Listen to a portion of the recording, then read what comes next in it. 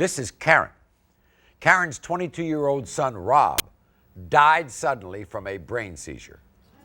She was devastated. Then a friend told her that there might be a way that she could speak to her deceased son again through electronic voice phenomenon, or EVP. Now, Karen's son, Rob, had been dead for 4 years when this recording of Rob's voice was caught on a tape recorder saying, "Yup, this is Rob." Listen. Now, Karen says that being able to still communicate with her son after his death has been nothing short of miraculous. My name's Karen Mossy. I lost my son Rob, and I lost my father, and I believe I still have a relationship with them, and I validate that with electronic voice phenomena. Rob was out with some friends, and they were involved in a car accident.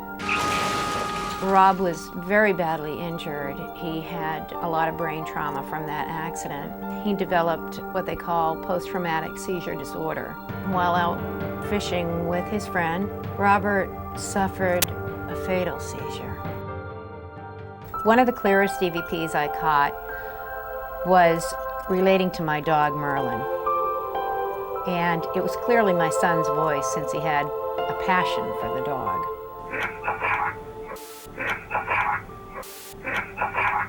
EVP shows me that death is just a transition of who we are, and my loved ones are still actually with me. Now, Karen, how do you know that the voices, those messages, are actually the voice of your son? Well, Maury, I hear the inflection in those EVP of their voices. See, your personality, who you are, your attitude, your intelligence, that's what goes with you when you transition into the afterlife. So who they were here, they still are there. And I don't only hear it with my ear, I hear it with my heart. Now, how long after your son died did you first hear something? It was, I think, the next year I started hearing him say brief things like Rob, now, or Mom. Right. Was the first thing you heard something called "Get the Dog"? No, that was more recent. That was more recent. And the reason Rob said that is because he loved animals and he loved my dog Merlin. And I was working with EVP and doing some things with EVP inside the house. And his standard time to come in is 8:30 at night, and it was 9 o'clock and the dog was still outside. So I felt as though I'd turn the recorder on for a while and continue doing my stuff. I knew he was out there, he was barking. But upon playback, I heard my son say, "Get the dog." And he was very frustrated with me. And you can tell that that was your son, yeah, because of the inflection. Oh, yeah. This is the recording of Rob's voice from the other side saying, "Get the dog."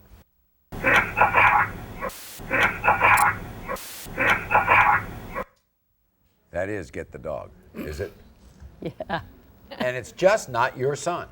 You've heard other deceased loved ones. I've heard other deceased loved ones, yes. Your dad came through. He's big time. Okay. Let's listen to the recorded voice message from your deceased father.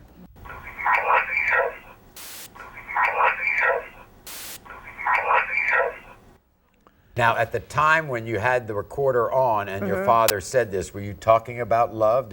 Were you telling him? No, Maury, I might have just been having a blue day, a day where I was more depressed than on another day, and I always record on a regular basis. I bring my recorder with me. Now, people ought to know the background of your father. Your father was a politician. Yes, he was. 17 years. He was a legislator in the state of New Hampshire, is that right? That's correct, yes. All right. And he talks to you about passing a law. He actually did one time. Yes, he did. Okay, here's the recording of your deceased father talking about passing a law.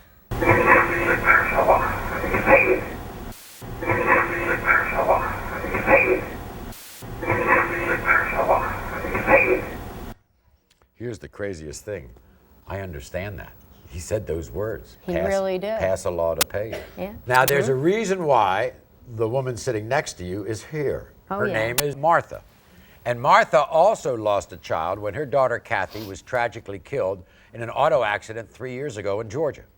And then Her voice comes through the family computer saying, "I'm still here." Listen to this.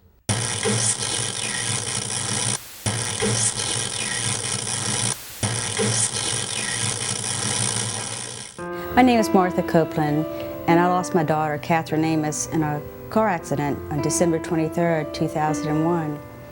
And since that time, I've been picking up her voice through electronic phenomena, which is called EVP.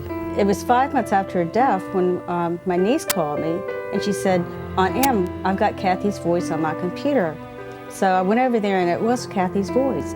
And what Kathy said was, "I'm still here."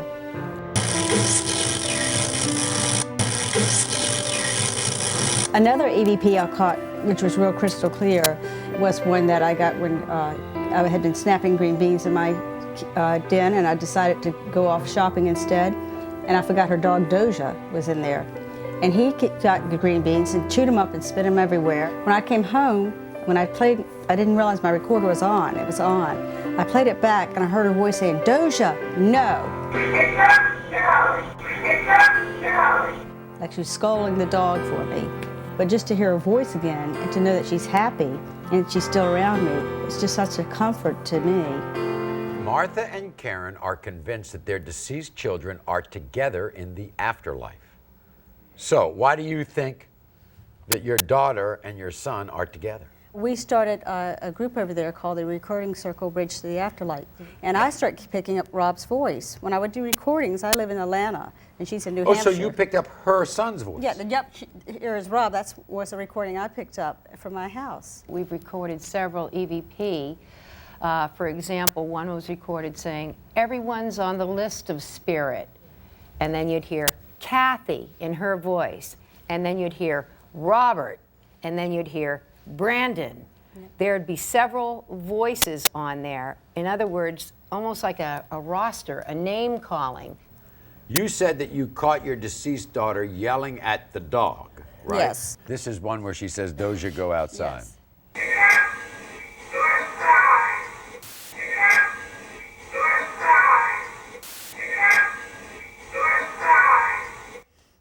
It is kind of spooky. You can hear it's the same voice, though. It's obviously Kathy. She had a unique voice. Right. And you went back to your grandfather, is that right? Did your grandfather try to contact you? Yes. And he was joking around, apparently saying, "Tell her it's Satan"? Well, what happened with that one is because Kathy, when she would come through, my sister does EVP too. We do it together. We get this man we call the Grump. He's grumpy. He comes through with Kathy. So we know it's our grandfather. We can tell by the voice. And I said, "Kathy, please have him tell me his name. What is the Grump's name?" And I would ask that repeatedly in this EVP. And this is what came out. This was him joking around. You know, she's asking what his name is, and this is what he says.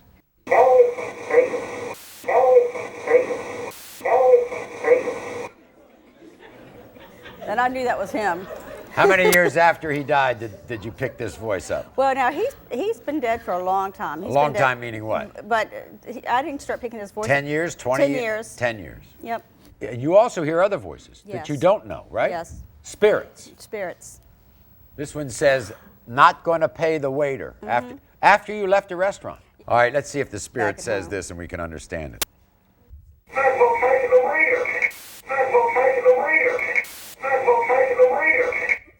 You got to be careful what you do. They watch you.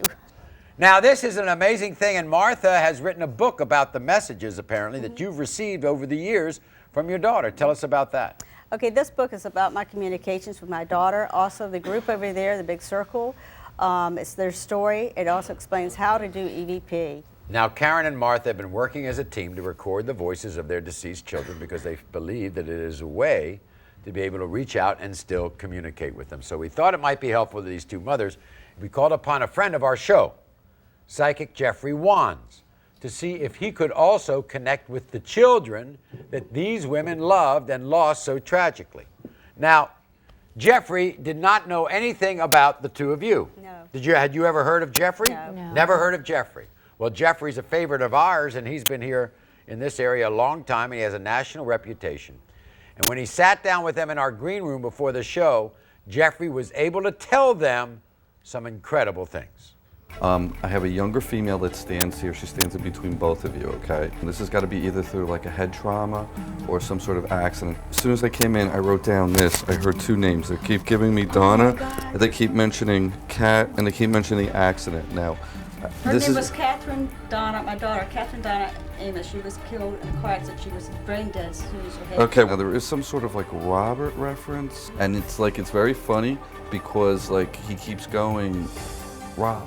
Rob. That's exactly. You know what I'm saying? I It's like always Rob, heard because I have a that. Robert at home, and I call my Robert Rob, and I can Yep. hear it in the same way. He goes, it's Rob. Okay, exactly. That's for Are you people trying to all over. convince me? I don't need to convince You might be part of it someday. Huh? I know what is real for me. Okay. Well, You know? well, you're well on your way. We'll be back right after this. Thank you so much. You are not the father.